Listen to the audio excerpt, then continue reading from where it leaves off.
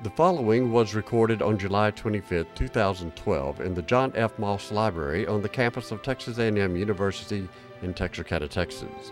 The program is sponsored by Dr. Doug Julian, Assistant Professor of English and the Director of the Academic Honors Program at A&M Texarkana.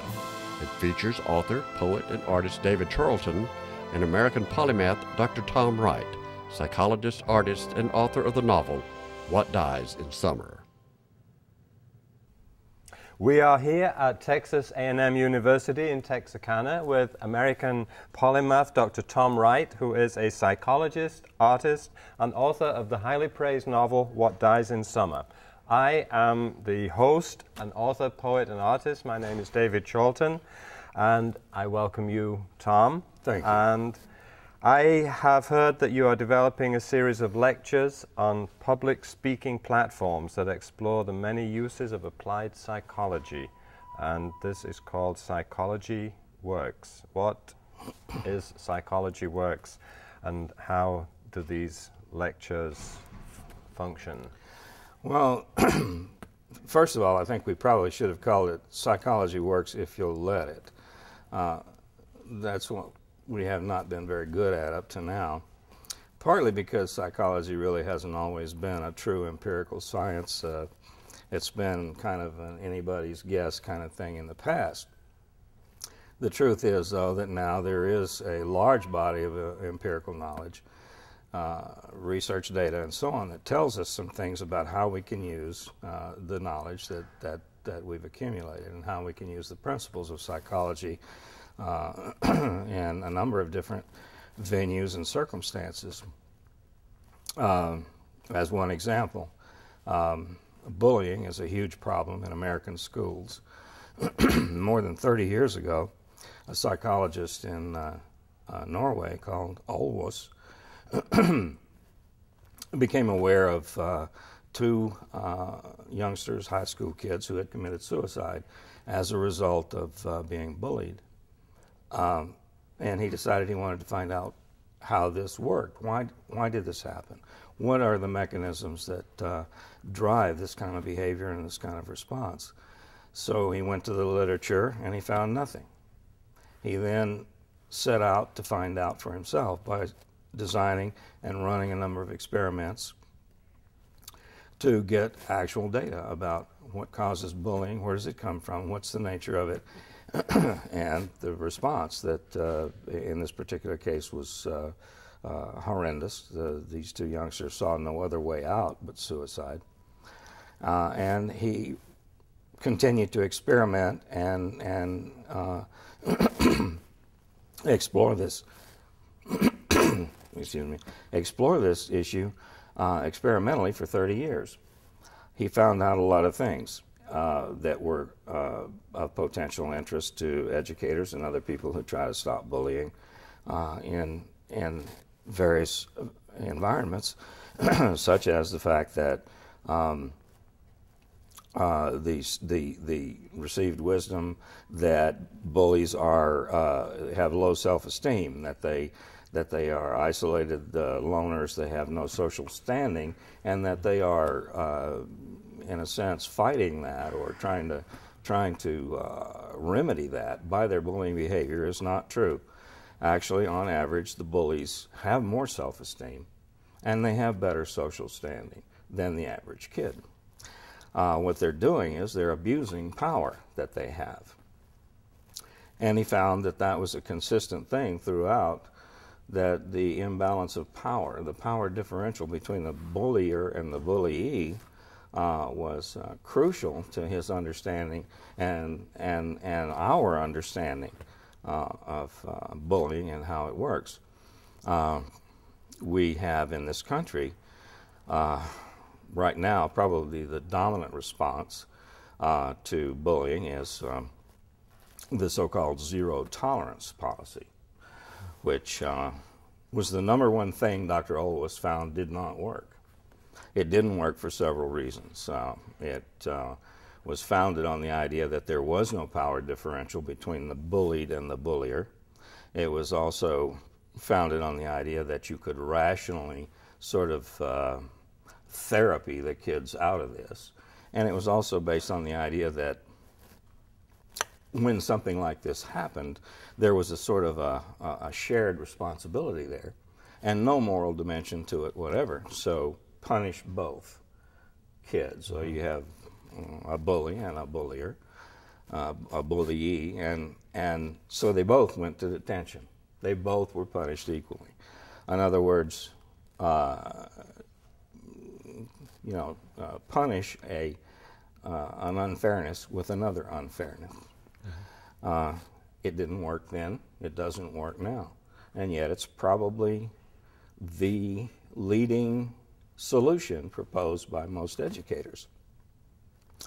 What he found, too, was that the model of trying to sort of set up a therapy environment for bullies that in which you would help them see the error of their ways, help them mend their ways, didn't work either, because they weren't, partly because they weren't interested in changing.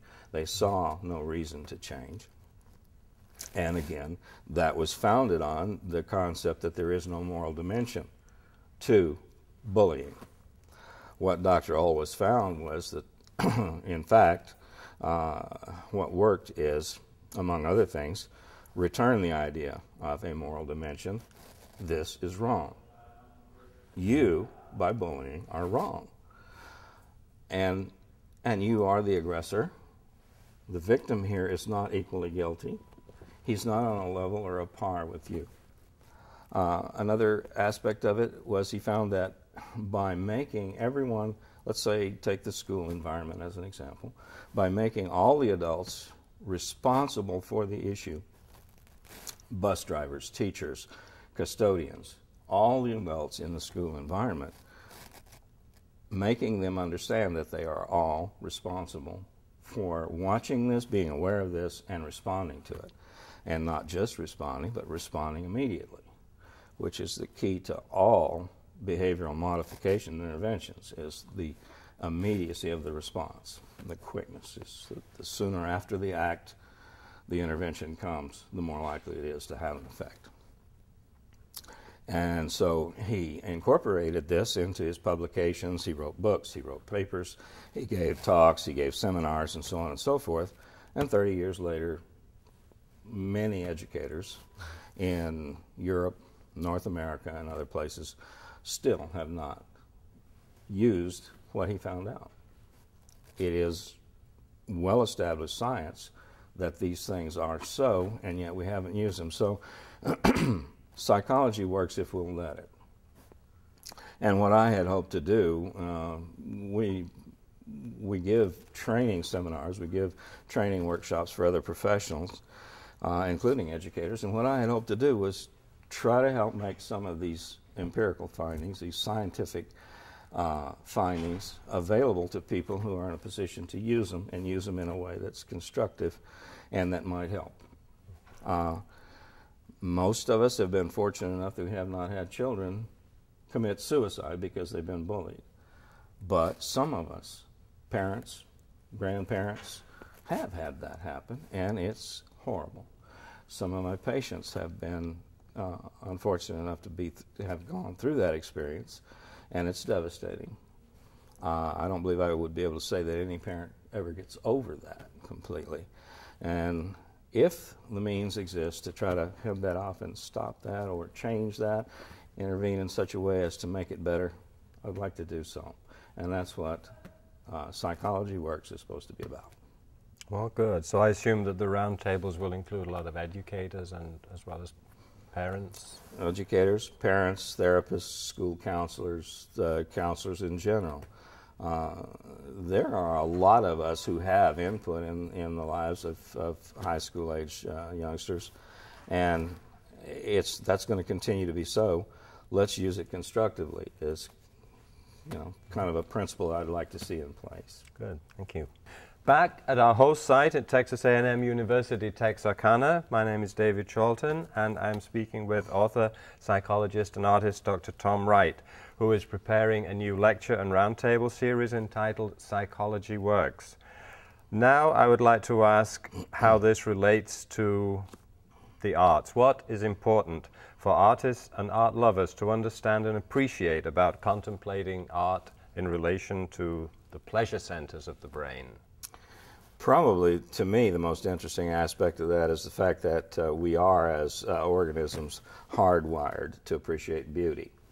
There was a time when the prevailing opinion was that there was something transcendent about beauty and about art that we perceived and appreciated and reacted to, responded to, that really didn't have anything to do with the rest of our mental functions and the wiring of our brain, so to speak. But recent research results have shown that is not true. The part of the brain that responds to a painting that we really like there's a great overlap there with the part of the brain that responds when we see a slice of chocolate cake, when we're just really hungry for something sweet. We appreciate things for a reason, though. We like human beings. We like symmetry. We like centering. There are certain things that they have meaning that are kind of intuitively clear when you think about it. Symmetry means health and goodness. Whether it's a berry or a sexual partner, symmetry tends to be associated with health. A berry that is way asymmetrical, maybe it's rotten on one side, maybe there's a microorganism in there that's going to make you sick. You look for symmetry, you look for clarity, and centering is another thing. You look through a peephole at a point on the other side, and our eye, our nervous system, will center that point, whether we consciously try to do it or not. We don't want it off center, we want it centered. And one of the things that I had always wondered is why? Why would that be so? What I come up with in my own thinking, and I would like to think of a way to be able to prove this experimentally, is that it has to do with something like if you have to throw a spear through a hole in the undergrowth, you look for the center. If you have to run after something that you're hopefully going to eat in order to get the protein, you run through a gap in the jungle, in the forest, or whatever it may be, but you go for the center of it in order to maximize your chances of getting through clearly. I think it probably is going to turn out to be something like that. There is a in the pentathlon, the target rifles that they use. With target rifles, there's two main kinds of non-telescopic sights. The notch sight, which you put the front sight in the notch of the rear sight and line it up on the target and pull the trigger and hopefully hit what you're shooting at. And it actually looks fairly precise.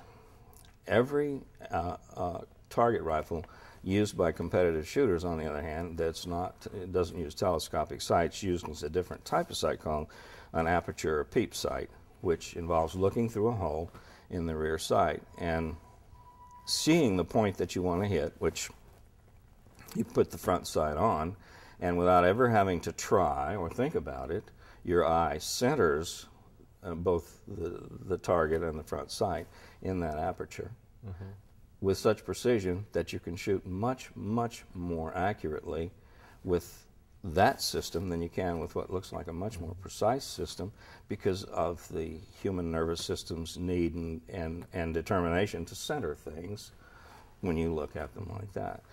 We just are wired for that. It's interesting that we have in our brain we have inside the cortex, within the brain, the limbic system, which mediates emotion and how we react to things, both pleasure, disgust, and so on. And then we have the cortex, which is where we do our higher level thinking. But in the fold, the large crease, the central sulcus, there is a point in which the cortex folds within, goes in, and opens out at a point where the outer aspect of the limbic system is, where you have there a contact between the most rational aspects of our mental functioning and the most basic, the limbic system that we share with reptiles. And in that area, that area of interface, it's now hypothesized that that's where our sense of self comes from, and also where our sense of the fitness of things comes from. Do we like this? Is this right? Is this suitable? Is this okay? Is this pretty? Is this attractive? And wired to that interface is the orbital frontal cortex, which is a kind of a clearinghouse for emotive and basically just aesthetic reactivity. And so that system is geared up to help us understand and appreciate what we like, what we think is beautiful, and what we don't. But the interesting thing to me about that is, too, that it is also the principal system that mediates disgust and anticipation of future feelings.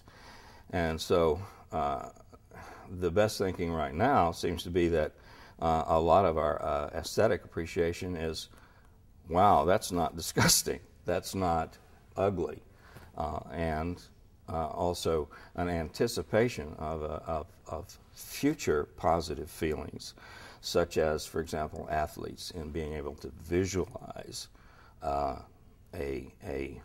strong performance, visualize a successful performance, and to feel that, to pre-experience that, and through that mechanism prime the system to achieve that success. I recently heard that an English soccer player named Wayne Rooney spends the night before a game visualizing himself scoring wonder goals, and this seemed a strange concept at the time, but in view of there this, he is in the central sulcus there. Right. And just a word about music and how this relates to something like harmony and disharmony, that there's a root to the reason we like certain kinds of music and find other music provocative. And we vary a lot in our ability to apprehend and appreciate that. But and some people find it uncomfortable to look at it as a thing that is hardwired, that it's in the neurons, it's in our molecules, rather than on some other level of aesthetic appreciation, some kind of platonic level. But I like it because it makes it subject to empirical inquiry. Let's find out what the reality, what the truth is here. When you're I had a personal belief here. The mastering of the scientific method as a way of thinking and as a way of finding out what's real, I think is a bigger accomplishment for humankind than fire or the wheel ever could have been, because it is the tool which has enabled us to leverage ourselves as far as we have above the animal level of existence. And it's what got us in space. It's what provides us with automobiles and lights and cameras and so forth. When you want to know what the truth is, when you want to know what reality is, design an experiment. That's a good one. Run it impartially and carefully, and the data will tell you what the truth is. And we can rely on that. And that's the scientific method. And so what you have there is a way of saying it doesn't reduce the aesthetic sense of human beings. It doesn't discount it in any way to say that it's findable there in the brain. I think that makes it more beautiful, that it is findable there. Some of us are better at it than others, of course.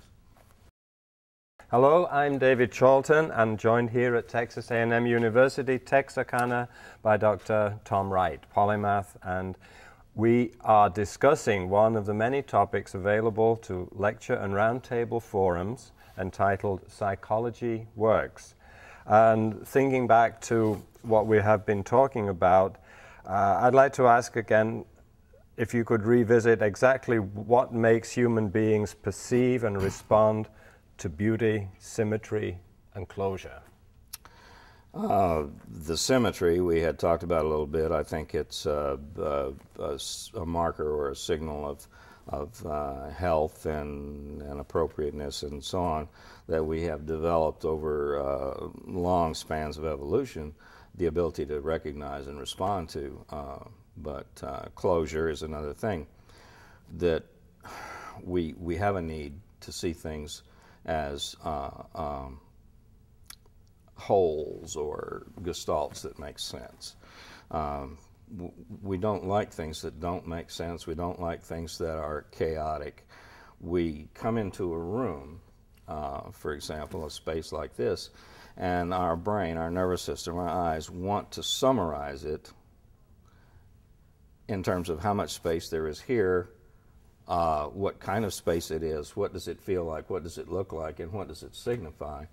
Partly because we are conditioned by many generations, many thousands of years of evolution to assess threat potential, for one thing, and for another, just to know where we stand, just kinesthetically, how much space is there. Now, people who are very good at this, especially athletes and so on, look around a space like this, close their eyes, and could probably walk to any number of the walls or surfaces in here with their eyes closed and put their hand out and be within a foot or so of that distance because their mind recorded that space fairly accurately. Most of us are probably not that good at it, but that potential is there, and that's one reason why I'm given to understand I'm not a decorator, but I've been told that one of the reasons that, for example, you have walls of different color here is to thwart the human eye in trying to summarize this space. It makes it look bigger and more interesting. If it were all the same color at a glance, your mind would summarize that space and record it and kind of, in a way, trivialize it.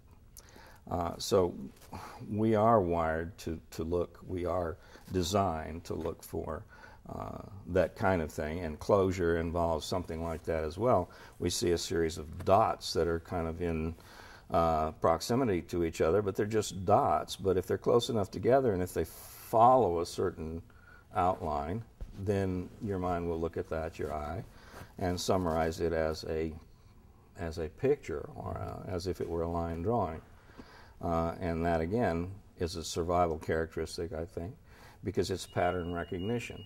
It's pulling together small elements into a larger element that tells us something, gives us information that helps us survive and prosper as an organism.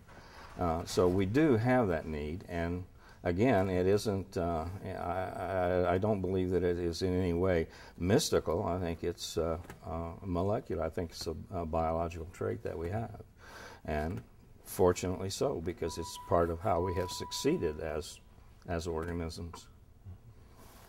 We are at Texas A&M University in Texarkana with American polymath Dr. Tom Wright, a psychologist, artist, and author of the highly praised novel What Dies in Summer.